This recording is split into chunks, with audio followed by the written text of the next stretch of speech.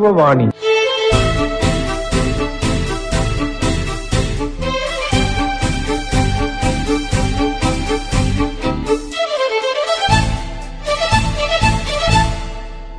Career point. തിരഞ്ഞെടുക്കൂ നിങ്ങളുടെ career. വിവരങ്ങൾ, സാധ്യതകൾ. എല്ലാ ശ്രോതാക്കൾക്കും യുവവാണിയിലേക്ക് സ്വാഗതം. ഇന്ന് യുവവാണി കരിയർ പോയിന്റിൽ MBA പഠനത്തെക്കുറിച്ചറിയാം. സംസാരിക്കുന്നത് CUSAT social science department dean professor Sam Thomas. ഒപ്പം CUSAT centre for science in society assistant professor doctor Abeesh Raghuvaran. നമസ്കാരം സാർ. എന്താണ് MBA? കാരണം MBA ഒരു ഗ്ലാമർ ഫീൽഡാണ്. ഒപ്പം തന്നെ മറ്റ് വിഷയങ്ങൾ പഠിക്കുന്ന കുട്ടികളും ഈ MBAയിലേക്ക് ഹയർ സ്റ്റഡീസിന് വരാറുണ്ട്. ഒരു ഇൻട്രൊഡക്ഷൻ എന്താണ് കുട്ടികൾക്ക് സാറിന് കൊടുക്കാൻ കഴിയുന്നത് MBA പറ്റി? MBA തീർച്ചയായും പറഞ്ഞ പോലെ തന്നെ ഇന്ന് ഏറ്റവും പോപ്പുലറായ ഒരു പ്രോഗ്രാമാണ് MBA, master of business administration. മറ്റേതൊരു PG പ്രോഗ്രാമിനെ പോലെ തന്നെ ഒരു 2 വർഷത്തെ ഒരു പോസ്റ്റ് ഗ്രാജുവേറ്റ് പ്രോഗ്രാമാണ് MBA. ഏറ്റവും പോപ്പുലറായ ഒരു PG പ്രോഗ്രാം ഇന്ത്യയിൽ ഇന്ന് MBA ആണ്. 5 ലക്ഷത്തോളം കുട്ടികളാണ് ഓരോ വർഷവും MBAക്ക് വേണ്ടി ട്രൈ ചെയ്യുന്നത്. MBAയുടെ പല എൻട്രൻസ് എക്സാമുകളും 3 ലക്ഷത്തിൽ കൂടുതൽ കുട്ടികൾ എഴുതുന്നു എന്ന് പറയുന്നത് തന്നെ ഇതിന്റെ പോപ്പുലാരിറ്റിയാണ് കാണിക്കുന്നത്. ഇപ്പൊ എന്തുകൊണ്ടാണ് MBA പ്രോഗ്രാം ഇത്ര പോപ്പുലർ ആവുന്നതെന്ന് നോക്കിയാൽ നമുക്കറിയാം, കുട്ടികൾക്ക് ഏറ്റവും പ്രധാനമായിട്ട് വേണ്ടത് നല്ലൊരു കരിയറാണ്. ഇപ്പൊ എന്താണ് നല്ലൊരു കരിയർ എന്ന് ചോദിച്ചാൽ പലർക്കും പല ആഗ്രഹങ്ങളുണ്ടാവും. ചിലർക്ക് നല്ല താല്പര്യമുള്ള ഒരു ജോലി ചെയ്യാനുള്ള ഇതായിരിക്കാം, ചിലർക്ക് നല്ല ശമ്പളമായിരിക്കാം, ചിലർക്ക് ജോബ് സെക്യൂരിറ്റി ആയിരിക്കാം ഒരു നല്ല കരിയർ.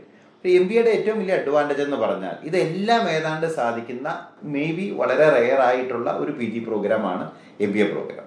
നമ്മളിതിനെ റിസഷൻ ഫ്രീ പ്രോഗ്രാം എന്ന് പറയും. ഫോർ എക്സാമ്പിൾ, ഇപ്പോൾ ഇന്ത്യയിൽ ആദ്യത്തെ MBA കോളേജ് തുടങ്ങിയത് 1948 XLRI എന്ന പേരുള്ള പല പ്രമുഖമായ ഇന്നത്തെ ഏറ്റവും ടോപ്പായ ഒരു പ്രൈവറ്റ് MBA കോളേജാണ്. 1961 IIM അഹമ്മദാബാദ് എന്ന് പറയുന്ന ഏഷ്യയിലെ തന്നെ ഏറ്റവും ടോപ്പായ നമ്മുടെ ബിസിനസ് സ്കൂൾ തുടങ്ങി.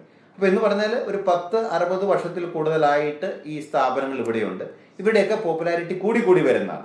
എല്ലാ വർഷവും ഈ ടോപ്പ് ഇൻസ്റ്റിറ്റ്യൂട്ടുകൾക്ക് പ്ലേസ്മെന്റുകൾക്ക് പ്രശ്നങ്ങൾ വരുന്നില്ല. അതിന്റെ മേജർ റീസൺ ഈ കുട്ടികൾക്ക് എല്ലാ മേഖലകൾക്കും ജോലിക്ക് പോകാൻ പറ്റും എന്നുള്ളതാണ്.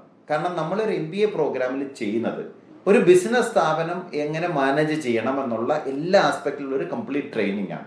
അത് ലീഡർഷിപ്പ് ആസ്പെക്ട്സ് തുടങ്ങി ലീഗൽ ആസ്പെക്ട്സും ഫിനാൻഷ്യൽ ആസ്പെക്ട്സും ഒക്കെ നമ്മൾ ഇതിനകത്ത് കവർ ചെയ്യും. അപ്പൊ അതുകൊണ്ട് അവർക്ക് എവിടെ ജോലിക്ക് പോകാൻ പറ്റുമെന്ന് ചോദിച്ചാൽ ഞാൻ പറയേ പോകാൻ പറ്റാത്ത സ്ഥാപനങ്ങളില്ല. ഫോർ എക്സാമ്പിൾ, ഇപ്പൊ നമ്മൾ ഒരു കുട്ടിക്ക് ഒരു സാധനം വിൽക്കാനുള്ള ഒരു കഴിവ്, ഒരു കസ്റ്റമറുടെ റിക്വയർമെന്റ് മനസ്സിലാക്കി ആ സാധനം വിൽക്കാൻ ഒരു കഴിവുണ്ടെങ്കിൽ, ഒരു സെല്ലിംഗ് ആൻഡ് മാർക്കറ്റിംഗ് സ്കിൽ ഉണ്ടെങ്കിൽ, അത് എല്ലാ കമ്പനികൾക്കും ആ സ്കിൽ ആവശ്യമുണ്ട്. കാരണം എല്ലാവർക്കും പ്രോഡക്റ്റ് ഉണ്ട്. അപ്പൊ അതുകൊണ്ട് തന്നെയാണ് എല്ലാ കമ്പനികളിലും എല്ലാ ഇൻഡസ്ട്രിയിലും ജോലിക്ക് പോകാൻ പറ്റുന്നതുകൊണ്ട് തന്നെ പലപ്പോഴും നമ്മൾ പറയാറുണ്ട്, ഇപ്പൊ IT-യിലൊക്കെ ജോലി മാറുന്നു കുട്ടികളെ കുറിച്ച് പറയുമ്പോൾ നമ്മൾ പറയും അവർ മാറുന്ന ജോലിയല്ല, അവർ ശരിക്കും കമ്പനികളാണ് മാറാറ്. ജോലി മാറുന്നില്ല, അവർ സോഫ്റ്റ്വെയർ ഡെവലപ്പർ തന്നെയാണ്. അപ്പൊ ഒരു കമ്പനിയിൽ നിന്ന് വേറെ കമ്പനിയിലേക്ക് മാറുന്നു. പക്ഷെ എനിക്ക് കംപ്ലീറ്റ്ലി വേറെ ഏരിയയിലെ ജോലിക്ക് പോകണമെന്ന് വന്നാൽ പലപ്പോഴും കുട്ടികൾക്ക് സാധിക്കുന്നു. ഇപ്പം എഞ്ചിനീയറിംഗ് കഴിഞ്ഞാൽ IT ജോലി മാത്രമാണ് കിട്ടുക. MBAയിൽ നമ്മൾ കാണുന്ന കുട്ടികൾ ബാങ്കിങ്ങിൽ നിന്ന് FMCG മാറും, അവിടുന്ന് കൺസൾട്ടൻസിയിലേക്ക് മാറും. ഇങ്ങനെ നേച്ചർ ഓഫ് ജോബ്സ് തന്നെ മാറാനുള്ള ഒരു സാധ്യതയും കൂടെ വരുന്നത് കൊണ്ടാണ് ഇത് ഇത്ര പോപ്പുലറായി പോകുന്നത്. സാർ, ഇപ്പം എല്ലാ കുട്ടികളും ഇപ്പം അവരുടെ അഡ്മിഷൻ നടക്കുന്ന സമയമാണ്. അപ്പം MBAക്ക് പോകാൻ താല്പര്യമുള്ള ഒത്തിരി കുട്ടികൾ, അവർക്ക് ഏറ്റവും അടിസ്ഥാനപരമായ ഒരു ചോദ്യം, ഞാൻ പഠിച്ചത് മറ്റ് വിഷയങ്ങളാണ്. ഈ ഇപ്പോൾ ഫോർ എക്സാമ്പിൾ സയൻസ് പഠിച്ച ഒരു കുട്ടിയാണെങ്കിൽ, അല്ലെങ്കിൽ കമ്പ്യൂട്ടർ സയൻസിൽ പഠിച്ച കുട്ടിയാണെങ്കിൽ, ആ കുട്ടിക്ക് MBAക്ക് വരാൻ വേണ്ടിയിട്ട് എന്താണ്, അതായത് ഏത് വിഷയം പഠിച്ചവർക്കും MBAക്ക് വരാൻ കഴിയുമോ? തീർച്ചയായിട്ടും നല്ലൊരു ചോദ്യമാണത്. കാരണം MBAയുടെ ഏറ്റവും വലിയ അഡ്വാൻറ്റേജ് ഇത് ഒരു ജനറൽ ട്രെയിനിങ് പ്രോഗ്രാമാണ്. അപ്പൊ അതുകൊണ്ട് തന്നെ ഒരു ബിസിനസ്സിലേക്ക് വരാൻ ആർക്ക് പറ്റും, അല്ലെങ്കിൽ ബിസിനസ് സ്ഥാപനങ്ങളിൽ ആര് വർക്ക് ചെയ്യണമെന്ന് ചോദിച്ചാൽ നമുക്കറിയാം എല്ലാവരും വർക്ക് ചെയ്യണം. ഒരു കെമിസ്ട്രി കഴിഞ്ഞ ഒരു കുട്ടിക്ക് അവർക്ക് കിട്ടുന്ന ജോലി ഒരു പ്രോസസ് ഇൻഡസ്ട്രിയിലായിരിക്കാം. അപ്പോൾ അവിടെ കുറച്ച് കഴിയുമ്പോൾ അതിന്റെ മാനേജർ റോളിലേക്ക് വരുമ്പോൾ അവർക്ക് മാനേജ്മെന്റ് സ്കിൽ ആവശ്യം വരും. ഇപ്പോൾ ഒരു എഞ്ചിനീയറിംഗ് കഴിഞ്ഞ ഒരു കുട്ടി ജോലി തുടങ്ങുന്ന ഒരു IT കമ്പനിയിലായിരിക്കാം. പക്ഷെ ഒരു 10 വർഷം കഴിയുമ്പോൾ ആ കുട്ടിയുടെ ജോലി പ്രോജക്ട് മാനേജ്മെന്റ് അല്ലെങ്കിൽ കസ്റ്റമർ ഡിസ്കഷൻ എന്നൊക്കെ പറഞ്ഞ് വരുമ്പോൾ അതൊരു മാനേജറിയൽ ജോബായി. നമ്മൾ ടെക്നിക്കൽ ജോലികൾ തുടങ്ങിയാലും ഒരു 10-15 വർഷം കൊണ്ട് എല്ലാവരും തന്നെ ഒരു മാനേജർ റോൾ എത്തുമ്പോൾ മാനേജറിയൽ സ്കിൽസ് ആവശ്യമായിട്ട് വരുന്നു. അതുകൊണ്ട് തന്നെയാണ് ഈ ഒരു പ്രോഗ്രാമിന് ഒരു ഡിഗ്രി ഇഷ്യൂ ഇല്ല. സാർ ഒരു കാര്യം കൂടെ, ഈ MBA തന്നെ സ്പെഷ്യലൈസേഷൻ ഒത്തിരി ഉണ്ട്. ഞങ്ങൾ സാധാരണക്കാർ കേട്ടിരിക്കുന്നത് ഇപ്പം പിന്നെ എന്താ HR, ഫിനാൻസ്, ഒരു പക്ഷേ ആ 2 ടേംസ് മാത്രമാണ് സാധാരണക്കാർ കേട്ടിരിക്കുന്നത്. എന്തൊക്കെ സ്പെഷ്യലൈസേഷനാണ് MBA ഇപ്പോൾ ഏറ്റവും ലേറ്റസ്റ്റ് ആയിട്ട് ഏറ്റവും അപ്ഡേറ്റഡ് ആയിട്ട് പറയാൻ കഴിയുന്നത്? എന്തൊക്കെ സ്പെഷ്യലൈസേഷനാണ്? കുട്ടികൾ പലപ്പോഴും ഒത്തിരി കൺസേൺ ആയിരിക്കുന്ന ഒരു ചോദ്യമാണ്, ഈ MBAക്ക് ഞാൻ എന്ത് സ്പെഷ്യലൈസ് ചെയ്യും? അപ്പോൾ ആദ്യമേ തന്നെ എനിക്ക് പറയാനുള്ളത്, MBAയിലെ സ്പെഷ്യലൈസേഷൻ വലിയൊരു ഇഷ്യൂ അല്ല. ഇപ്പോൾ എഞ്ചിനീയറിംഗ് ഒക്കെ പോലെ നമുക്കറിയാം, ഇപ്പോൾ ഒരു സിവിൽ എഞ്ചിനീയറിംഗും കമ്പ്യൂട്ടർ സയൻസും തമ്മിൽ വലിയ ബന്ധമൊന്നുമില്ല. ഒരു ഫസ്റ്റ് ഇയറിൽ കുറച്ച് കോമൺ പേപ്പറുകൾ കഴിഞ്ഞാൽ കംപ്ലീറ്റ്ലി 2 ബ്രാഞ്ച് ഓഫ് സ്റ്റഡിയാണ്. ഇപ്പോൾ MBAയുടെ കേസിൽ ഒരു 75% കോഴ്സുകളും എല്ലാവർക്കും കോമൺ ആണ്. എന്ന് പറഞ്ഞാൽ first year of the MBA program എല്ലാവരും ഒന്നാണ് പഠിക്കുക. സെക്കൻഡ് ഇയറിൽ അവർ പഠിക്കുന്ന എലക്ടീവ്സുകളിൽ കുറച്ച് എലക്ടീവുകൾ മാറി പഠിക്കുന്നതിനെയാണ് നമ്മൾ സ്പെഷ്യലൈസേഷൻ എന്ന് പറയുക. അതിൽ തന്നെ ഡ്യുവൽ സ്പെഷ്യലൈസേഷൻ ആണ് മിക്കവാറുമുള്ള എല്ലാ സ്ഥാപനങ്ങളും ഓഫർ ചെയ്യുന്നത്. അപ്പോൾ മേജറായിട്ട് സ്പെഷ്യലൈസേഷൻ്റെ പേര് പറഞ്ഞാൽ നമുക്ക് ട്രഡീഷണലി 5 സ്പെഷ്യലൈസേഷൻസ് ആണ് ഉള്ളത്. 1 marketing, 2 finance, 3 HR human resource management, 4 operations management, 5 systems അല്ലെങ്കിൽ കമ്പ്യൂട്ടർ സ്പെഷ്യലൈസേഷൻ. പിന്നെ അടുത്ത കാലത്തായിട്ട് ഇപ്പം നമ്മൾ അനലിറ്റിക്സ് എന്ന് പറയുന്ന ഒരു വളരെ പോപ്പുലർ ആയ ഒരു സ്പെഷ്യലൈസേഷൻ ആയിട്ട് എമർജ് ചെയ്ത് വരുന്നുണ്ട്. ലോജിസ്റ്റിക്സ് മാനേജ്മെന്റ് ഇങ്ങനെ വരുന്നുണ്ട്. പിന്നെ ഒരു കാര്യം കൂടെ ഉള്ളത്, MBAയിൽ തന്നെ സെക്ടറൽ MBA എന്നൊരു കാറ്റഗറി ഉണ്ട്. എന്ന് പറഞ്ഞാൽ ഒരു സെക്ടറിന് വേണ്ടി തന്നെ നടത്തുന്ന MBA പ്രോഗ്രാംസ് ഉണ്ട്. For example MBA in health care management, MBA in travel and tourism, MBA in international business, ഇങ്ങനെ നടത്തുന്ന MBA പ്രോഗ്രാംസും ഉണ്ട്. പക്ഷേ ഏറ്റവും പോപ്പുലർ ആയിട്ട് ഇന്ത്യയിൽ നമ്മൾ കാണുന്നത് ജനറൽ MBA പ്രോഗ്രാംസ് ആണ്. കാരണം ആ കുട്ടികൾക്ക് ഏത് ഇൻഡസ്ട്രിയിലും വർക്ക് ചെയ്യാം. മറ്റേ നമ്മളൊരു സെക്ടറൽ പ്രോഗ്രാം ചെയ്യുമ്പോൾ പലപ്പോഴും ആ സെക്ടറിലേക്ക് നമ്മുടെ ജോലി സാധ്യതകൾ ലിമിറ്റ് ചെയ്യപ്പെടുകയാണ്. അപ്പോൾ എൻ്റെ ഡ്രീം ഇൻഡസ്ട്രി അതാണ്, എനിക്ക് അതിനുള്ള സ്കില്ലുണ്ടെന്നുണ്ടെങ്കിൽ ആ കുട്ടി സെക്ടറൽ പ്രോഗ്രാം എടുക്കുന്നതിന് തെറ്റില്ല. അതല്ല എന്നുണ്ടെങ്കിൽ ഒരു ജനറൽ MBA ചെയ്യുന്നതാണ് പലപ്പോഴും കുട്ടികൾക്ക് കൂടുതൽ കരിയർ ഓപ്പർച്യൂണിറ്റീസ് ആയിട്ട് നമ്മൾ കാണുന്നത്. ഒരു പ്രധാനപ്പെട്ട ഒരു ചോദ്യം, നമ്മൾ എന്ത് പഠിക്കുന്നതും എവിടെ പഠിക്കുന്നു എന്നുള്ളത് വളരെ ഇമ്പോർട്ടൻ്റ് ആണ്. അത് രാജ്യത്ത് തന്നെ ഒത്തിരി എൻട്രൻസ് ടെസ്റ്റുകൾ വഴി കിട്ടുന്ന MBA ഉണ്ട്. അതല്ല മാനേജ്മെന്റ് സീറ്റിൽ നമ്മൾ ഡയറക്റ്റ് ആയിട്ട്, അത് ആ വ്യത്യാസമുണ്ട്. കാരണം നമ്മളൊരു നാഷണൽ ഇൻസ്റ്റിറ്റ്യൂട്ടിൽ പഠിക്കുന്നതും അല്ലെങ്കിൽ ഒരു യൂണിവേഴ്സിറ്റിയിൽ പഠിക്കുന്നതും അല്ലെങ്കിൽ ഒരു കോളേജ് വ്യത്യാസമുണ്ട്, ഏത് ഡിഗ്രി ആണെങ്കിൽ പോലും. അപ്പോൾ രാജ്യത്തെ പ്രധാനപ്പെട്ട MBAയുടെ എൻട്രൻസ് ടെസ്റ്റുകൾ എന്തൊക്കെയാണ്, അതിൻ്റെ അഡ്മിഷൻ രീതികൾ എന്തൊക്കെയാണ്, ആ എൻട്രൻസിന് വേണ്ടി തയ്യാറാകുന്ന കുട്ടികൾക്ക് സാറിന് എന്താണ് ഒരു ഇത് പറയാനുള്ളത്? വളരെ പ്രധാനപ്പെട്ട ഒരു ചോദ്യമാണിത്. കാരണം MBAയുടെ പോപ്പുലാരിറ്റി കൂടുന്നതനുസരിച്ച് കുറേ സ്ഥാപനങ്ങൾ വന്നിട്ടുണ്ട്. ഇപ്പോൾ 90കളിലൊക്കെ ഇന്ത്യയിൽ ഒരു 200-ൽ താഴെ സ്ഥാപനങ്ങളാണ് MBA കൊടുത്തിരുന്നതെങ്കിൽ ഇന്ന് 4000-ഓളം സ്ഥാപനങ്ങളാണ് MBA പ്രോഗ്രാംസ് നടത്തുന്നത്. അതുകൊണ്ട് തന്നെ കുട്ടികൾ കൺഫ്യൂസ്ഡ് ആവാറുണ്ട്. ഒരു MBA കിട്ടുക അല്ലെങ്കിൽ MBA അഡ്മിഷൻ കിട്ടുക എന്ന് പറയുന്ന ഇക്കാലത്ത് വലിയ ചലഞ്ച് ഒന്നുമല്ല. ഞാൻ പറഞ്ഞു, ഏതാണ്ട് ഒരു 5 ലക്ഷം കുട്ടികളാണ് MBAക്ക് ട്രൈ ചെയ്യുന്നതെങ്കിൽ ഒരു 6 ലക്ഷത്തോളം MBA സീറ്റുകൾ ഇന്ത്യയിൽ ഉണ്ടെന്ന്. അപ്പോൾ അതല്ല പ്രധാന പ്രശ്നം. ഇപ്പോൾ തങ്ങൾ പറഞ്ഞതുപോലെ തന്നെ നല്ലൊരു സ്ഥാപനത്തിൽ പഠിക്കാൻ പറ്റുന്നുണ്ടോ? ഈ 4000 കോളേജുകളിൽ ആദ്യത്തെ 50 കോളേജുകളിൽ, 50 സ്ഥാപനങ്ങളിൽ അല്ലെങ്കിൽ 100 സ്ഥാപനങ്ങളിൽ പറ്റുന്നുണ്ടോ? അപ്പോൾ ഈ ബ്രാൻഡ് എന്ന് പറയുന്നത് ബാക്കിയുള്ള എല്ലാ ഇതിനെ പോലെ തന്നെ എഡ്യൂക്കേഷനിലും വളരെ പ്രധാനമാണ്. അപ്പോൾ ഒരു നല്ലൊരു MBA സ്ഥാപനം എന്ന് പറഞ്ഞാൽ എന്താണ്? ഞാൻ സാധാരണ 4 കാര്യങ്ങളാണ് കുട്ടികളോട് പറയാറ്. 1 quality of students, 2 quality of faculty, 3 quality of facilities and pedagogy offered, 4 quality of placement. ഈ 4 കാര്യങ്ങളാണ് കുട്ടികൾ ശ്രദ്ധിക്കേണ്ടത്. ക്വാളിറ്റി ഓഫ് സ്റ്റുഡൻസ് എന്ന് പറഞ്ഞാൽ നമ്മുടെ കൂടെ പഠിക്കുന്ന കുട്ടികൾ മെറിറ്റ് റൂട്ടിൽ വരുന്നതല്ല എങ്കിൽ, താങ്കൾ പറഞ്ഞതുപോലെ എന്ത് മെറിറ്റും ഇല്ലാതെ അഡ്മിഷൻ മേടിക്കാൻ സ്കോപ്പുള്ള മാനേജ്മെന്റ് സീറ്റായിട്ടും വാക്കിനൊക്കെ ആയിട്ടും ഉള്ളതാണെങ്കിൽ ഒബിയസ്ലി നമുക്ക് അതിനുള്ള ക്വാളിറ്റി ഓഫ് പിയേഴ്സ് ഉണ്ടാവില്ല. MBAയിൽ പകുതി അസൈൻമെന്റുകളും ഗ്രൂപ്പ് പ്രോജക്ട്സുകളും പിയർ ലേണിംഗും ആകുമ്പോൾ നമ്മുടെ ക്ലാസ്മേറ്റ്സിന്റെ ക്വാളിറ്റി നമ്മളെ വളരെയധികം ബാധിക്കും.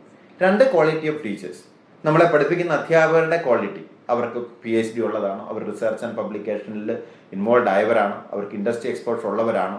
അല്ല എന്നുണ്ടെങ്കിൽ നമുക്ക് വളരെ ക്ലിയർലി നമുക്ക് കാണാൻ പറ്റും ക്വാളിറ്റി ഓഫ് ടീച്ചിങ് പലപ്പോഴും കോംപ്രമൈസ്ഡ് ആവും. 3 ക്വാളിറ്റി ഓഫ് ഫെസിലിറ്റീസ്, അത് ഫിസിക്കൽ ഫെസിലിറ്റീസ് മാത്രമല്ല, അവരുടെ പെഡഗോഗി, അവർ ഉപയോഗിക്കുന്ന കേസ് സ്റ്റഡീസ് ആണോ, സിമുലേഷൻ പോലുള്ള പാക്കേജുകൾ അവർ യൂസ് ചെയ്യുന്നുണ്ടോ, ലേറ്റസ്റ്റ് മെത്തഡ്സ് ആണോ അവർ ടീച്ചിങ്ങിന് ഉപയോഗിക്കുന്നത്, ഇതൊക്കെ പ്രധാനമാണ്. And finally quality of placement. അപ്പോൾ നമുക്കൊരു ക്യാമ്പസ് പ്ലേസ്മെന്റ് എന്ന് പറയുന്നത് കുട്ടികളെ സംബന്ധിച്ചിടത്തോളം വളരെ പ്രധാനമാണ്. കാരണം നമ്മൾ പാസ്സായി കഴിഞ്ഞാൽ ലക്ഷക്കണക്കിന് MBAക്കാരുടെ കൂടെയാണ് നമ്മൾ ഇരിക്കുക. അപ്പം നമുക്ക് ജോലി ക്യാമ്പസിൽ തന്നെ കിട്ടണമെങ്കിൽ ഒരു 90% കുട്ടികൾക്കും നല്ല ജോലി ക്യാമ്പസിൽ തന്നെ കിട്ടുന്ന ഒരു സ്ഥാപനത്തിലല്ല നിങ്ങൾ പഠിക്കുന്നതെങ്കിൽ പുറത്തിറങ്ങിയിട്ട് നമ്മളൊരു ഓപ്പൺ മാർക്കറ്റിൽ ഒരു ജോലി തേടാനുള്ള സാധ്യതകൾ വളരെ പ്രയാസമാണ്. അപ്പോൾ ഈ 4 കാര്യങ്ങൾ ശ്രദ്ധിച്ചു കഴിഞ്ഞാൽ തന്നെ നമുക്ക് നല്ലൊരു സ്ഥാപനത്തിലെത്താം. ഇനി എങ്ങനെയാണ് അഡ്മിഷൻ എന്ന് ചോദിച്ചാൽ, നമ്മൾ ജനറലി പറയും ഒരു 3 സ്റ്റേജ് സെലക്ഷൻ പ്രോസസ് എന്ന് പറയും. ആദ്യമായിട്ടൊരു നാഷണൽ ലെവൽ എൻട്രൻസ് എക്സാം ആണ് ആദ്യത്തെ കടമ്പ. അത് ഏറ്റവും പോപ്പുലർ ആയിട്ടുള്ളത് IEMS നടത്തുന്ന CAT എന്ന് പറയുന്ന എക്സാമാണ്. അതാണ് ഏറ്റവും ടോപ്പ് ഇൻസ്റ്റിറ്റ്യൂട്ടുകൾ റെഫർ ചെയ്യുന്ന എക്സാം. പിന്നെ CMAT എന്ന് പറഞ്ഞുകൊണ്ട് MHRD, ഗവൺമെൻറ് ഓഫ് ഇന്ത്യയുടെ നമ്മളെ JEEയും നീറ്റും ഒക്കെ നടത്തുന്ന ഏജൻസി നടത്തുന്ന ഒരു ടെസ്റ്റ് ഉണ്ട്. പിന്നെ സേവിയേഴ്സ് ഗ്രൂപ്പ് നടത്തുന്ന XLRI നടത്തുന്ന SAT എന്ന് പറയുന്ന ഒരു എക്സാം ഉണ്ട്. ഒത്തിരി ടോപ്പ് പ്രൈവറ്റ് കോളേജുകൾ അതിൽ നിന്ന് എടുക്കുന്നുണ്ട്. NMAT എന്നൊരു എക്സാം ഉണ്ട്, GMATന്റെ സെയിം ഏജൻസി നടത്തുന്നതാണ്. GMAT വഴി തന്നെ അഡ്മിഷൻ നടത്തുന്ന ഒത്തിരി ഇന്ത്യൻ കോളേജുകൾ ഇപ്പോഴുണ്ട്. പിന്നെ സ്റ്റേറ്റ് ലെവൽ എക്സാംസിലേക്ക് കേരളത്തിൽ KMAT, കർണാടകയിൽ കർണാടക മാറ്റ്, മഹാരാഷ്ട്ര സ്റ്റേറ്റ്, ഇങ്ങനെയുള്ള എക്സാംസ് ഉണ്ട്. ഇതിലൊരു മിനിമം മാർക്ക് ഇൻസ്റ്റിറ്റ്യൂട്ടുകൾ പറയും, ഒരു കട്ട് ഓഫ്. അത് ക്ലിയർ ചെയ്ത് കഴിഞ്ഞാൽ നമ്മളെ 2ാം സ്റ്റേജിലേക്ക് നമ്മളെ വിളിക്കും. അവിടെ നോർമലി ഒരു ഗ്രൂപ്പ് ഡിസ്കഷനും ഒരു പേഴ്സണൽ ഇൻ്റർവ്യൂവുമാണ് നടത്തുക. ഇതിന് ഉള്ള മാർക്കും നമ്മുടെ ടെസ്റ്റിൻ്റെ മാർക്കുമാണ് ഏറ്റവും പ്രധാനമായിട്ട് കൺസിഡർ ചെയ്യപ്പെടുക. അതിൻ്റെ കൂടെ തന്നെ നമ്മുടെ പ്രൊഫൈൽ സ്കോർ എന്ന് പറയും, ഒരു ചെറിയൊരു വെയിറ്റേജ് നമ്മുടെ 10th 12th മാർക്കിന്, അല്ലെങ്കിൽ നമ്മുടെ വർക്ക് എക്സ്പീരിയൻസിന്, നമ്മുടെ എക്സ്ട്രാ കരിക്കുലർ ആക്ടിവിറ്റീസിനൊക്കെ ഒരു ചെറിയ മാർക്കും കൂടെ ഇട്ടിട്ടാണ് ഇവർ ടോട്ടൽ 100 മാർക്ക് ഇട്ടിട്ട് റാങ്ക് ലിസ്റ്റ് പ്രിപ്പയർ ചെയ്യുക. അപ്പോൾ കുട്ടികളെ ശ്രദ്ധിക്കേണ്ടത്, ഈ എൻട്രൻസ് എക്സാം എന്ന് പറയുന്ന ഒരു ആപ്റ്റിറ്റ്യൂഡ് എക്സാം ആണ്. 10th level mathematics, logic and English, ഇതാണ് മേജറായിട്ട് ചോദിക്കുക. ഗ്രൂപ്പ് ഡിസ്കഷൻ ഇൻ്റർവ്യൂയിലേക്ക് വരുമ്പോൾ കൂടുതൽ കറണ്ട് അഫയേഴ്സും ഒക്കെയാണ് വരിക. അപ്പോൾ അങ്ങനെയുള്ളൊരു ജനറൽ റീഡിങ് കുട്ടികൾക്ക് വളരെ ഇമ്പോർട്ടൻ്റ് ആണ്. പ്ലസ് നമ്മൾ ഈ ബേസിക് ആപ്റ്റിറ്റ്യൂഡ് ട്രെയിനിങ് അല്ലെങ്കിൽ സ്കിൽ ഡെവലപ്മെൻറ്റ്, ലാംഗ്വേജ് സ്കിൽസ് ആയാലും കമ്മ്യൂണിക്കേഷൻ സ്കിൽസ് ആയാലും മാത്തമാറ്റിക്കൽ സ്കിൽസ് ആയാലും ഒരു ബേസിക് ആപ്റ്റിറ്റ്യൂഡ് ഡെവലപ്പ് കൂടെ ചെയ്ത് കഴിഞ്ഞാൽ നമുക്ക് ഈ ടെസ്റ്റുകൾ വളരെ നന്നായിട്ട് പെർഫോം ചെയ്യാൻ പറ്റുമെന്നാണ് നമ്മുടെ എക്സ്പീരിയൻസ് എന്ന് കണ്ടിരിക്കുന്നത്. സർ, ഇപ്പോൾ ഇതിനിടയ്ക്ക് കയറി ഒരു ചോദ്യം ചോദിച്ചു, ഇതുമായി ബന്ധപ്പെട്ടാണ്. ഇപ്പം entrance test, MBA entrance test എഴുതുമ്പോൾ ഇപ്പം കോമേഴ്സ് BBA പഠിച്ച കുട്ടികൾക്ക് എൻട്രൻസ് എഴുതാൻ കഴിയുന്നതും ഇതൊന്നും പഠിക്കാതെ സയൻസ് ബാക്ക്ഗ്രൗണ്ടിൽ വരുന്ന ഒരു കുട്ടികൾക്ക് എൻട്രൻസ് എഴുതാൻ കഴിയുന്നതും തമ്മിലുള്ള വ്യത്യാസം ഉണ്ടാവും ഇത് ക്രാക്ക് ചെയ്യാൻ? അതാണ് ഞാൻ പറഞ്ഞത്. ഒരു MBA എൻട്രൻസ് എക്സാമിൽ 3 മേജർ സെക്ഷൻസ് ആണുള്ളത്. ഒന്ന് ലാംഗ്വേജ് ആണ്, English related part. 2 maths related part. 3 logic related part. ഇതിൽ പലപ്പോഴും നമ്മൾ ഈ വേരിയേഷൻ പറയുന്ന മാർക്സിൻ്റെ മാത്രം വെച്ചിട്ടാണ്. പക്ഷേ +2 ആണ് ഇവരുടെ സിലബസ്. അപ്പോൾ ഒരു +2 ലെവലിൽ പഠിച്ച ആർക്കും, അതിപ്പോൾ കൊമേഴ്സ് പഠിച്ചാലും സയൻസ് പഠിച്ചാലും എഞ്ചിനീയറിംഗ് പഠിച്ചാലും ആ കുട്ടികൾക്ക് അത് അറ്റംപ്റ്റ് ചെയ്യാൻ പറ്റും. പിന്നെ ഇപ്പോൾ മാത്തമാറ്റിക്സിൽ ഒരു കുട്ടിക്ക് ബാക്ക്ഗ്രൗണ്ട് കൊണ്ട് ഇച്ചിരി സ്കോർ കുറഞ്ഞാൽ ആ കുട്ടിക്ക് മേ ബി ഇംഗ്ലീഷിൽ കൂടുതൽ ചെയ്യാൻ പറ്റും. ഇപ്പം ലോജിക്ക്, പസിൽസ് എന്ന് പറയുന്നത് പഠിത്തവുമായിട്ടൊരു ബന്ധവുമില്ല. ചില കുട്ടികൾക്ക് പസിൽസൊക്കെ ക്രാക്ക് ചെയ്യാൻ ഇഷ്ടമുള്ളവരുണ്ടാവും. അപ്പോൾ അതുകൊണ്ട് ഒരു സബ്ജക്റ്റ് ഒരു ലെവലിനപ്പുറം നമ്മൾ ഇതിനെ ഇൻഫ്ലുവൻസ് ചെയ്യുന്ന കണ്ടിട്ടില്ല. മാത്തമാറ്റിക്സിലെ ചില ക്വസ്റ്റ്യൻസ് മാത്രം മേ ബി അത് പഠിച്ചവർക്ക് ഒരു അഡ്വാൻറ്റേജ് വരാം. പക്ഷേ ബാക്കിയുള്ള 80% ക്വസ്റ്റ്യൻസും എല്ലാവർക്കും സെയിം ആയിട്ട് ആണ് ഞാൻ കാണാറുള്ളത്. ഇനി ഒരു പക്ഷേ കുട്ടികൾ കാത്തിരിക്കുന്ന ഒരു ചോദ്യമാണ്, അല്ലെങ്കിൽ അതിനോട് ഉത്തരം ഒത്തിരി പേരൻസ് ആണ് കാത്തിരിക്കുന്നത്. കാരണം കുട്ടികളെക്കാളും ഇതിൻ്റെ തൊഴിൽ സാധ്യതകൾ എല്ലാം അവർക്ക് അതാണ്. ഇപ്പം കുട്ടികൾ അതറിഞ്ഞതിന് ശേഷമാണ് എന്ത് പഠിക്കണമെന്ന് പോലും അവരുടെ അഭിരുചിയേക്കാൾ ഏറെ അവർ തീരുമാനിക്കുന്നത്. ഈ രംഗത്തെ തൊഴിൽ സാധ്യതകളെ പറ്റി ഒരു പക്ഷേ സാറിന് എക്സ്പീരിയൻസിന് എന്താണ് പറയാൻ കഴിയുന്നത്? ഞാൻ ആദ്യമേ പറഞ്ഞ പോലെ ഇന്ത്യയുടെ ഏറ്റവും പോപ്പുലാരിറ്റിയുടെ കാര്യം തൊഴിൽ സാധ്യത തന്നെയാണ്. ബാക്കിയുള്ള കോഴ്സുകളിൽ നിന്നതിനെ വ്യത്യസ്തമാക്കുന്നത് തൊഴിൽ സാധ്യതകളാണ്. കാരണം ഒരു നല്ലൊരു MBA കോളേജിൻ്റെ ക്യാമ്പസ് റിക്രൂട്ട്മെൻറ്റ് വരുന്ന കമ്പനികളുടെ ലിസ്റ്റ് പരിശോധിച്ചാൽ നമ്മൾ കാണുന്നുണ്ട് മിക്കവാറും എല്ലാ സെക്ടറിൽ നിന്നുള്ള കമ്പനികൾ ഇവിടെ വരാറുണ്ട്.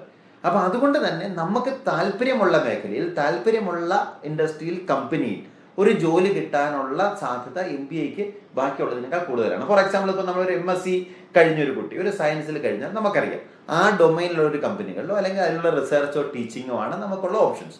ഇപ്പോൾ MBAയിൽ ഇപ്പോൾ ഫോർ എക്സാമ്പിൾ എല്ലാ ബാങ്കിങ് കമ്പനികളും വരാറുണ്ട്. അപ്പം ബാങ്കിങ് കമ്പനികൾ വരുമ്പോൾ അവർക്ക് മാർക്കറ്റിങ്ങിൽ വേക്കൻസീസ് ഉണ്ടാവും, അല്ലെങ്കിൽ അവർക്ക് ഫൈനാൻസിൽ വേക്കൻസീസ് ഉണ്ടാവും, അവർക്ക് ഓപ്പറേഷൻസ് ആംഗിളിൽ വേക്കൻസീസ് ഉണ്ടാവും. IT കമ്പനികൾ റെഗുലറായിട്ട് എല്ലാ ടോപ്പ് IT കമ്പനികളും ക്യാമ്പസുകളിൽ റിക്രൂട്ട്മെൻറ്റിൽ വരാറുണ്ട്. കൺസൾട്ടിങ് കമ്പനികളാവും, അല്ലെങ്കിൽ ഇപ്പോൾ FMCG കമ്പനികൾ, ഇപ്പോൾ ITCO അല്ലെങ്കിൽ ഇങ്ങനെയുള്ള FMCG കമ്പനികളാവാം. അപ്പോൾ അതുകൊണ്ട് ക്യാമ്പസ് റിക്രൂട്ട്മെൻറ്റിൽ വരാത്ത ഏതെങ്കിലും ഇൻഡസ്ട്രികളെ ഞാൻ സത്യത്തിൽ കണ്ടിട്ടില്ല. അപ്പോൾ അതാണ് ഈ കുട്ടികൾക്കും പേരൻസിനും നമുക്ക് MBAയോടുള്ള ഏറ്റവും വലിയ പോപ്പുലാരിറ്റി. ഇപ്പോൾ മാർക്കറ്റിംഗ് പഠിച്ച കുട്ടികൾക്കാണെങ്കിൽ സെയിൽസ് ആൻഡ് മാർക്കറ്റിംഗിൽ product manager, brand manager, sales coordinator അങ്ങനെയുള്ള ജോലികൾ വരാം. ഫൈനാൻസ് പഠിച്ച കുട്ടികൾക്കാണെങ്കിൽ ഇപ്പോൾ ബാങ്കിലെ ബാങ്ക് മാനേജർ റോളുകൾ തൊട്ടിട്ട് ട്രഷറി ഓപ്പറേഷൻസ് ആവാം, പോർട്ട്ഫോളിയോ മാനേജ്മെൻറ്റ് ഇങ്ങനെയുള്ള ഓപ്പറേഷൻസ് വരാം. ഇനി ആൾക്കാരോട് ഇൻട്രാക്ട് ചെയ്ത് അവരുടെ കാര്യങ്ങൾ നോക്കാൻ താല്പര്യമുള്ളവരാണ് HR എന്ന് പറഞ്ഞാൽ ഒരു പേഴ്സണൽ സ്കിൽസ് ഒക്കെ കൂടുതലായവർക്ക് എംപ്ലോയ്മെൻറ്റ് റിക്രൂട്ട്മെൻറ്റ്, അവരുടെ പ്രൊമോഷൻ ഇഷ്യൂസ് അങ്ങനെ വർക്ക് ചെയ്യാം. ഓപ്പറേഷൻസ് IT താല്പര്യമുള്ളവർക്ക് അനലിറ്റിക്സ്, അപ്പോൾ പുതിയൊരു ഏരിയയാണ്. എനിക്കൊരു ടെക്നിക്കൽ ഓറിയൻറ്റേഷൻ കൂടെ ഉണ്ടെങ്കിൽ ഒരു അനലിറ്റിക്സ് എന്ന് പറയുന്ന ഒരു ബിസിനസ്സും ടെക്നോളജിയുടെ കൂടെ നല്ലൊരു ഇൻ്റർഫേസ് ആണ്. അപ്പോൾ അങ്ങനെയുള്ള ജോലികൾ വരാം. അപ്പോൾ variety of jobs across companies, across industries ആണ് ഇത് ഈ MBA ഒരു അഡ്വാൻറ്റേജും. അതുകൊണ്ട് തന്നെയാണ് മിക്കവാറും എല്ലാ കമ്പനികൾക്കും, എല്ലാ സ്ഥാപനങ്ങൾക്കും, കൊച്ചി യൂണിവേഴ്സിറ്റി ഉൾപ്പെടെ സ്ഥാപനങ്ങൾക്കും എല്ലാ വർഷവും ഒരു 90% കൂടുതൽ ക്യാമ്പസ് പ്ലേസ്മെന്റ് മെയിൻറ്റെയിൻ ചെയ്യാൻ പറ്റുന്നു. പിന്നെ മറ്റൊരു ചോദ്യം സാറേ, ഈ MBA പഠനം ഒരു എന്താ പറയുക, ഒരു എലൈറ്റ് ഗ്രൂപ്പ് ആണ് കൂടുതലും ഈ രംഗത്തേക്ക് എത്തുന്നത് കാണാറുള്ളത്. അത് ഇതിന്റെ പഠനം ചെലവേറിയതുകൊണ്ടാണ്. ഇന്ത്യയിൽ ഈ MBA പഠനം ചെലവ് കമ്പാരിറ്റീവ്ലി കൂടുതലാണ്. അത് ഒരു സത്യമാണ്. കാരണം കഴിഞ്ഞ കുറേ വർഷങ്ങളായിട്ട് MBAയുടെ കോസ്റ്റ് അല്ലെങ്കിൽ ഫീ ലെവൽസ് കൂടി എന്നുള്ളത് ഒരു സത്യമാണ്. ഏറ്റവും ടോപ്പ് ക്വാളിറ്റി എഡ്യൂക്കേഷൻ കൊടുക്കുന്ന IIMസിൻ്റെ ഒക്കെ പോലും ഫീസ് കഴിഞ്ഞൊരു 10 വർഷം കൊണ്ട് വളരെയധികം കൂടിയിട്ടുണ്ട്. മേ ബി ഒരു 4-5 ഇരട്ടിയായിട്ടുണ്ട്. ഇപ്പോൾ ഇവരൊക്കെ ഒരു 20 lakhs പ്ലസ് ഫീസിലാണ് ഓപ്പറേറ്റ് ചെയ്യുന്നത്. അപ്പോൾ അതുകൊണ്ട് തന്നെ കുട്ടികൾക്ക് ഒത്തിരി ആശങ്കകളുണ്ട്. അപ്പോൾ 2 കാര്യങ്ങൾ എനിക്ക് പറയാനുള്ളത്. നമ്മൾ ഒന്ന്, വാല്യൂ ഫോർ മണി അല്ലെങ്കിൽ റിട്ടേൺ ഓൺ ഇൻവെസ്റ്റ്മെന്റ് എന്ന് പറയുന്ന ഒരു ഇമ്പോർട്ടൻ്റ് സാധനമാണ്. നമ്മൾ കൊടുക്കുന്ന ഫീസിന് പറ്റിയ ജോലി കിട്ടുന്നുണ്ട്, ആ സ്ഥാപനത്തിൽ പഠിച്ച കുട്ടികളുടെ ആവറേജ് സാലറി എത്രയാണ്, ഏത് കൈൻഡ് ഓഫ് ജോബ് ആണെന്നുള്ളതിനെ കുറിച്ച് കുട്ടികൾ ബോധേഡായിരിക്കണം. അതുകൊണ്ട് പ്ലേസ്മെന്റ് റിപ്പോർട്ടുകളൊക്കെ വളരെ വിശദമായിട്ട് പഠിക്കേണ്ടത് വളരെ ആവശ്യമാണ്. പിന്നെ എല്ലാ നല്ല ടോപ്പ് സ്ഥാപനങ്ങളിൽ അവർ ബാങ്ക് ടൈപ്പിൽ ലോൺ അറേഞ്ച് ചെയ്ത് കൊടുക്കുന്നുണ്ട്. കാരണം നമുക്ക് 100% ജോലി അഷ്വേർഡ് ആയ സ്ഥാപനങ്ങളിൽ നമ്മൾ പഠിക്കുമ്പോൾ നമ്മളൊരു ലോൺ പഠിക്കുന്നതിനെ കുറിച്ച് വലിയതായിട്ട് ബോധർ ചെയ്യേണ്ട കാര്യമില്ല. പിന്നെ നമുക്ക് പല സ്ഥാപനങ്ങൾ, ഇപ്പോൾ ഗവൺമെന്റിലെ സ്ഥാപനങ്ങൾ, ഇപ്പോൾ എനിക്ക് അഭിമാനത്തോടെ പറയാം കൊച്ചിൻ യൂണിവേഴ്സിറ്റി ഉൾപ്പെടെ മേ ബി ഇന്ത്യയിലെ തന്നെ ഏറ്റവും കൂടുതൽ റിട്ടേൺ ഓൺ ഇൻവെസ്റ്റ്മെന്റ് കൊടുക്കുന്ന ഒരു സ്ഥാപനമാണ്. കാരണം 1.35 lakhs ആണ് 2 വർഷത്തെ ടോട്ടൽ ഫീസ്. നമ്മുടെ ആവറേജ് സാലറി എന്ന് പറഞ്ഞാൽ ഒരു മാസം കഴിഞ്ഞ വർഷത്തെ ആവറേജ് സാലറി ഒരു 70,000 രൂപയാണ്. എന്ന് പറഞ്ഞാൽ 2 മാസത്തെ ശമ്പളം കൊണ്ട് ഫീസ് തിരിച്ചടയ്ക്കാൻ പറ്റുന്ന ഗവൺമെന്റ് യൂണിവേഴ്സിറ്റികൾ ഇപ്പോൾ ഞങ്ങളുണ്ട്, FMS ഡൽഹി ഇങ്ങനെയുള്ളവരുണ്ട്. അപ്പോൾ IIMസിൽ പോലും നമ്മൾ ഫീസ് 20 ലക്ഷം എന്ന് പറയുമ്പോൾ അവരുടെ ആവറേജ് സാലറി 40 ലക്ഷവും 50 ലക്ഷവും ഒക്കെയാണ്. അപ്പോൾ അതുകൊണ്ട് നമ്മൾ ശ്രദ്ധിക്കേണ്ടത് ഫീസ് ഇമ്പോർട്ടൻ്റ് ആണ്, പക്ഷെ ആ കൊടുക്കുന്നതിനുള്ള മൂല്യം കിട്ടുന്നു എന്നുള്ളത് ശ്രദ്ധിച്ചു കഴിഞ്ഞാൽ കുട്ടികൾക്ക് പലപ്പോഴും റിഗ്രറ്റ് ഉണ്ടാവില്ല. പലപ്പോഴും പ്രശ്നങ്ങൾ വരും, നമ്മൾ ഭയങ്കര ഫീസ് കൊടുത്ത് എവിടെയെങ്കിലും ചേരുന്നു, അതിനുള്ള ജോലി കിട്ടുന്നില്ല, കൂടുതൽ നമ്മൾ ലോൺ എടുത്ത് കൂടുതൽ പ്രശ്നത്തിലാവുന്നു. അത് കൂടുതൽ ശ്രദ്ധിക്കേണ്ട കാര്യം തന്നെയാണ്. എല്ലാ വിഷയങ്ങൾക്കും അതിൻ്റെതായിട്ടുള്ള സാധ്യത കൂടുതൽ എന്നും വിദേശങ്ങളിലാണ് അല്ലെ. ഇത് ഈ MBA പഠനത്തിൽ വിദേശങ്ങളിലെ പഠന സാധ്യതകളൊന്ന് ബ്രീഫായിട്ടൊന്ന് സൂചിപ്പിക്കാമോ? മറ്റ് എല്ലാ മേഖലകളിലുള്ള തന്നെ കുട്ടികൾക്ക് പുറത്തു പോയി MBA പഠിക്കാനുള്ള ഒരു ടെൻഡൻസി കൂടി വരുന്നുണ്ട്. പക്ഷേ MBAയിൽ ആകെ നിങ്ങൾക്ക് ശ്രദ്ധിക്കേണ്ടത്, ഇപ്പോൾ ഇന്ത്യയിലെ കാര്യം പറഞ്ഞ പോലെ തന്നെയാണ് പുറത്തും. ഞാൻ പറഞ്ഞു 4000 കോളേജുകളുണ്ട്, അതിൻ്റെ അകത്ത് മേ ബി ഒരു 100-200 എണ്ണത്തിനപ്പുറം ഒന്നും നമുക്കൊരു ഗ്യാരണ്ടീഡ് ജോബ് ഒന്നും തരുന്നില്ല. ഇതേ പ്രശ്നമാണ് നമ്മൾ പുറത്ത് പോകുമ്പോൾ. അപ്പം പുറത്ത് MBA ആദ്യം തുടങ്ങിയത് US-ലാണ്. MBA US-ൽ തുടങ്ങിയിട്ട് 100 വർഷത്തിന് മുകളിലായി. നമ്മൾ 60 വർഷത്തെ ഹിസ്റ്ററി നമുക്കുള്ളൂ. യൂറോപ്പിലും ഒക്കെ ഉണ്ട്. പക്ഷെ അവിടെയും ഇതുപോലെ തന്നെ 100 കണക്കിന് 1000 കണക്കിന് സ്ഥാപനങ്ങൾ വന്നിട്ട് ഒരു ക്വാളിറ്റി ഡൈലൂഷൻ പലയിടത്തും നടന്നിട്ടുണ്ട്. അപ്പോൾ നമ്മൾ പോകുമ്പോൾ ശ്രദ്ധിക്കുക, പുറത്ത് ഫണ്ടിങ് അസിസ്റ്റൻസ് ഒക്കെ MBAക്ക് പലപ്പോഴും കുറവാണ്. സ്വന്തമായിട്ട് നമ്മൾ ഫുൾ ഫീ കൊടുക്കേണ്ടി വരും. 40-50 ലക്ഷം രൂപയൊക്കെയാണ് പലയിടത്തും ഒരു ടോട്ടൽ പ്രോഗ്രാമിൻ്റെ കോഴ്സ്. അപ്പോൾ അത് കഴിഞ്ഞിട്ട് നമ്മുടെ കരിയർ പ്ലാൻ എന്താണെന്ന് ശ്രദ്ധിക്കണം. പലയിടത്തും നമുക്ക് അത് കഴിഞ്ഞ് സ്റ്റേ ബാക്ക് ഓപ്ഷൻസ് കിട്ടുമോ, അവിടെ ജോലി കിട്ടണമെങ്കിൽ അതിനുള്ള സാധ്യതകളുള്ള കോഴ്സുകൾ അങ്ങനെയുള്ള സ്ഥാപനങ്ങളിലല്ല പഠിക്കുന്നെങ്കിൽ നമ്മൾ തിരിച്ചു വരേണ്ടി വന്നു കഴിയുമ്പോൾ ചിലപ്പോൾ നമ്മൾ ഉദ്ദേശിക്കുന്ന ഓപ്പർച്യൂണിറ്റീസ് ഇവിടെ കിട്ടിയില്ല എന്ന് വരും. അപ്പോൾ ഇതുകൊണ്ട് വളരെ ശ്രദ്ധിച്ചാണ് ആ കാര്യത്തിൽ പോകേണ്ടത്. നല്ല സ്ഥാപനങ്ങളൊക്കെ പുറത്തെടുക്കുന്നത് GMAT ആണ് ഏറ്റവും അക്സെപ്റ്റഡ് ടെസ്റ്റ് പുറത്തേക്കുള്ള അമേരിക്കൻ വെസ്റ്റേൺ സൈഡിൽ. IELTS ആണ് യൂറോപ്പ് അല്ലെങ്കിൽ ഓസ്ട്രേലിയൻ സൈഡിൽ വളരെ പോപ്പുലർ ആയിരിക്കുന്നത്. TOEFL പോലുള്ള ടെസ്റ്റുകളും വളരെ കൺസിഡർ ചെയ്യാറുണ്ട്.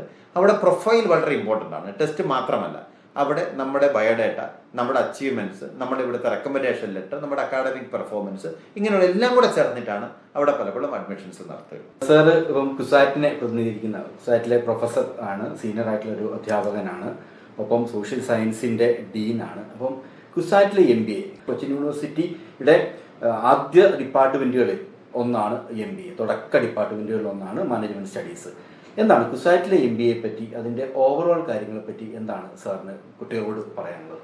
ഇത് ഞങ്ങളുടെ 60ാം വർഷമാണ്, ഞങ്ങളുടെ ഡയമണ്ട് ജൂബിലി ഇയർ ആണ്. 60 വർഷമായിട്ട് ഒരു ക്വാളിറ്റി MBA പ്രോഗ്രാം നടത്തുന്ന ഒരു സ്ഥാപനമാണ് സ്കൂൾ ഓഫ് മാനേജ്മെന്റ് സ്റ്റഡീസ് എന്നറിയപ്പെടുന്ന കൊച്ചിൻ യൂണിവേഴ്സിറ്റി MBA ഡിപ്പാർട്ട്മെന്റ്. ഞാൻ പറഞ്ഞു 61-ലാണ് ആദ്യത്തെ ഗവൺമെന്റിലെ IIM ഇന്ത്യയിൽ തുടങ്ങുന്നത്. ആ സമയത്ത് തന്നെ 64-ൽ 3 വർഷത്തിനുള്ളിൽ തന്നെ MBA SMS ആയിട്ട് ക്യൂസാറ്റിൽ ആരംഭിച്ചതാണ്. അതുകൊണ്ട് തന്നെ നമ്മുടെ ഏറ്റവും വലിയൊരു അഡ്വാൻറ്റേജ് എന്ന് പറയുന്നത് നമ്മളൊരു ഹ്യൂജ് അലുമിനി നെറ്റ്വർക്കാണ്. കഴിഞ്ഞ 60 വർഷമായിട്ട് പാസ്സായ ആൾക്കാർ, അതിൻ്റെ അകത്ത് ടെക്നോക്രാറ്റ്സുകളുണ്ട്, CEOs ഓഫ് കമ്പനീസ് ഉണ്ട്, ടോപ്പ് IAS ഓഫീസേഴ്സ് ഉണ്ട്. അപ്പോൾ ആ അലുമിനി നെറ്റ്വർക്കിൻ്റെ ഭാഗമാകുക എന്ന് പറയുന്നത് തന്നെ ഒരു വലിയ ഭാഗ്യമാണ്. ഇനി നമ്മുടെ കരിക്കുലം എന്ന് പറഞ്ഞാൽ എല്ലാ 3 വർഷം കൂടുമ്പോഴും നമ്മൾ കരിക്കുലം റീവാമ്പിങ് നടക്കുന്നുണ്ട്. ഇപ്പോൾ 2024 നമ്മൾ കംപ്ലീറ്റ്ലി റീവാംപ്ഡ് കരിക്കുലമാണ് നമ്മൾ ഓഫർ ചെയ്യുന്നത്. അതുപോലെ തന്നെ പെഡഗോഗിയിലാണെങ്കിലും നമ്മൾ കേസ് സ്റ്റഡി മെത്തേഡ്, അല്ലെങ്കിൽ business simulation method, experiential learning, പ്രോജക്ട്സുകൾ, ഇങ്ങനെയുള്ള ലേറ്റസ്റ്റ് മെത്തഡോളജികൾ എപ്പോഴും നമ്മൾ പ്രോഗ്രാമിലേക്ക് കൊണ്ടുവരാൻ ശ്രദ്ധിക്കുന്നുണ്ട്. പിന്നെ കോമ്പറ്റീറ്റീവായ ഇതാണ്, അതുകൊണ്ട് തന്നെ ക്വാളിറ്റി ഓഫ് സ്റ്റുഡൻസ് വളരെ നല്ലതാണ്. ഒരു 90% കൂടുതൽ കുട്ടികൾ പഠിക്കുന്നതിന് മുമ്പ് തന്നെ ജോലി കിട്ടിയിട്ടാണ് ഇവിടുന്ന് ഇറങ്ങുക. ഒരു 35,000 രൂപയാണ് നമുക്കൊരു സെമസ്റ്റർ ഫീസായിട്ട് മേടിക്കുന്നുള്ളൂ എന്ന് പറയുന്നത് ഇന്ത്യയിലെ തന്നെ വൺ ഓഫ് ദ ലോവസ്റ്റ് ഫീസാണ്. അപ്പോൾ അതുകൊണ്ട് ഒരു ധൈര്യമായിട്ട് കുട്ടികൾക്ക് വരാവുന്ന ഒരു സാധനമാണ്. 100% അധ്യാപകരും PhD ഹോൾഡേഴ്സാണ്. യൂണിവേഴ്സിറ്റിയിലെ തന്നെ one of the top faculty student ratio ഉള്ളതാണ്. സാർ, അതിൻ്റെ കോഴ്സുകളെ പറ്റി, കാരണം ഇപ്പോൾ full time course, part time course, ആ ഒരു വ്യത്യസ്ത, കാരണം ഈ വൈകുന്നേരങ്ങളിലൊക്കെ ഈ ഉദ്യോഗസ്ഥന്മാർക്ക് ജോലി ചെയ്യുന്നവർക്കുള്ള ഒരു ഓപ്ഷൻ കൂടെ കുസാറ്റിൽ സ്ഥിരമായിട്ട് ഉണ്ടാകാറുണ്ട്. അങ്ങനൊരു ഓപ്ഷൻ ആ കോഴ്സുകളെ പറ്റി ഒന്ന് പറയാമോ കുസാറ്റിൽ? നമ്മൾക്ക് പ്രൊഡോമിനൻ്റ്ലി ഞങ്ങൾക്ക് 2 കോഴ്സുകളാണ് ഉണ്ടായിരുന്നത്. അതായത് തുടക്കം തൊട്ട് നമ്മൾ പറയുന്ന ഒന്ന് full time irregular full time MBA program, is a 2-year IICT approved MBA program. അത് നമ്മൾ മേ ബി ഒരു ലെസ് ദാൻ 3 year എക്സ്പീരിയൻസ് ഉള്ള കുട്ടികളാണ് കൂടുതലായിട്ട് അതിനകത്ത് വരികയും റെഗുലറായിട്ട് പോകുന്നത്. പക്ഷേ പലപ്പോഴും ജോലിയുള്ള ആൾക്കാർക്ക് ഇതൊരു പ്രയാസമാണ്, കാരണം നമുക്ക് റെഗുലറായിട്ട് ഒന്നും പഠിക്കാൻ പറ്റില്ല. അതുകൊണ്ട് തന്നെ ആദ്യകാലത്ത് തന്നെ നമ്മളൊരു പാർട്ട് ടൈം MBA പ്രോഗ്രാം, പ്രത്യേകിച്ച് നമുക്കറിയാം എറണാകുളം കേരളത്തിൻ്റെ ഒരു കൊമേഴ്ഷ്യൽ ഹബ്ബാണ്, ഒത്തിരി കമ്പനികളുള്ള സ്ഥാപനമാണ്. അതുകൊണ്ട് തന്നെ നമ്മൾ ആദ്യകാലം തൊട്ട് തന്നെ ഈവനിങ് പ്രോഗ്രാം എന്ന പേരിൽ എല്ലാ ദിവസവും വൈകിട്ട് 6 to 9 മണി വരെ വന്ന് 3 വർഷം കൊണ്ട് MBA എടുക്കാനുള്ള ഒരു ഓപ്ഷൻ കൊടുത്തിരുന്നു. അതിപ്പോഴും വളരെ പോപ്പുലർ ആയിട്ട് പോകുന്നതാണ്. Monday to Friday 6 to 9 for 3 years. പക്ഷേ ഇപ്പം കാലഘട്ടം മാറുന്നതനുസരിച്ച് ഈ വർഷം തൊട്ട് ഞങ്ങൾ കംപ്ലീറ്റ്ലി റീവാംപ്ഡ് ഒരു പ്രോഗ്രാം ലോഞ്ച് ചെയ്യാണ്. അതിൻ്റെ പേര് എക്സിക്യൂട്ടീവ് MBA പ്രോഗ്രാം എന്നാണ്. ഇതേ സെയിം MBAയുടെ കണ്ടന്റ്, അതേ ക്രെഡിറ്റ്, AICT പറയുന്ന സെയിം ക്രെഡിറ്റ് 2 years കൊണ്ട് ഹൈബ്രിഡ് മോഡലിൽ നമ്മളിത് കൊടുക്കുന്നു എന്നുള്ളതാണ്. എന്ന് പറഞ്ഞാൽ ഒരു 50% കോഴ്സ് ഓൺലൈനായിട്ട് നമ്മളിത് ഓഫർ ചെയ്യുന്നുണ്ടാവും, ലൈവ് ഓൺലൈനായിട്ട് ചെയ്യുന്നുണ്ടാവും, ബാക്കി 50% ഇൻട്രാക്ഷൻ വഴി നമ്മൾ കൊടുക്കുന്നുണ്ടാവും. അപ്പോൾ ഒരു വീക്കെൻഡ്സുകളിൽ, ഒരു മാസത്തിലെ 2 weekend, second Saturday and fourth Saturday വീക്കെൻഡുകൾ മാത്രം ക്യാമ്പസിൽ വരികയും ബാക്കിയുള്ള ദിവസങ്ങളിൽ 2 ദിവസങ്ങളിൽ ഓൺലൈനായിട്ട് പഠിക്കുകയും മൂക്കിങ്ങിനുള്ള സാധ്യതകളെല്ലാം കൂടെ എക്സ്പ്ലോയിറ്റ് ചെയ്തുകൊണ്ട് top industry and academic professionals out സൈഡും കൂടെ വിളിച്ചിട്ട് നമ്മൾ കൊടുക്കുന്ന ഒരു പ്രോഗ്രാമിൻ്റെ ലോഞ്ച് നമ്മളിപ്പോൾ നടത്തുകയാണ്. അത് ഈ വർഷം തൊട്ടിട്ട് 2 വർഷം എക്സ്പീരിയൻസ് ഉള്ള ആർക്കും ഇതിൽ അപ്ലൈ ചെയ്യാം.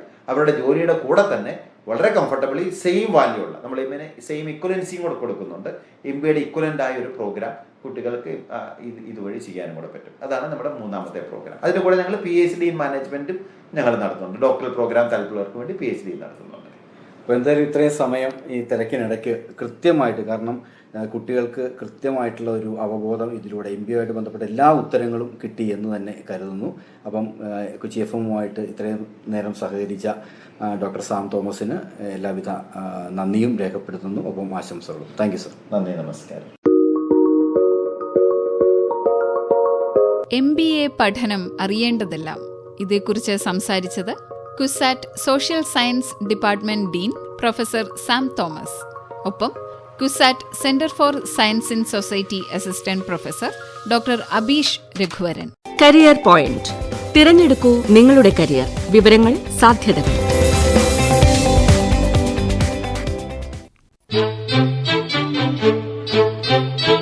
യുവവാണി സമാപിക്കുന്നു.